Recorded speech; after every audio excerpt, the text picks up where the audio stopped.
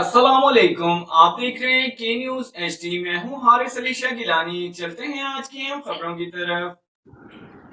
रुक करेंगे साहिवाल का, जहां से रिपोर्ट कर रहे हैं हमारे डिप्टी ब्यूरो चीफ अली रजा। तहसील ऑफिस साहिवाल में तहसीलदार, नायब तहसीलदार और कानगो गायब हो जाते हैं और साहिल सारा दिन जलीलो ख्वार होकर घरों को वापस जाने पर मजबूर हो जाते हैं। जबकि नायब तहसीलदारों ने दो दो शादियां करवाई होती हैं और कई तो सवारी लेकर भी नहीं आते। अगर इनकी जायदादें देखी जाएं तो इस तरह की मिनिस्टरों की जायदादें भी नहीं होती होंगी।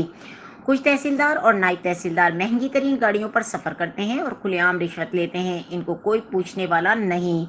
एंटी करप्शन भी छापे नहीं मारते। डिप्टी कमिश्नर के सामने सब रजिस्ट्रार दफ्तर है जो रिश्वत के बगैर कोई रजिस्ट्री नहीं करते। इनके एहलकार साइलों से खुलेआम रिश्वत ले रहे होते हैं। तहसीलदार अपनी मर्जी से ना तो तहसील ऑफिस में बैठता है, ज़्यादातर सब रजिस्ट्रार के दफ्तर में गुजारता है। कई पटवारी जिन रजिस्ट्रियों पर पाबंदी लगी हुई है उनकी फ़र्द को कोट खादिम अली या फरीद टाउन या बैन शहर के फ़र्दों के साथ जारी कर देते हैं। पटवारी मौके पर जाते ही नहीं और भारी रिश्वत लेकर बड़े बड़े मकानों के बजाय खाली प्लाट की फ़र्द जारी कर देते हैं।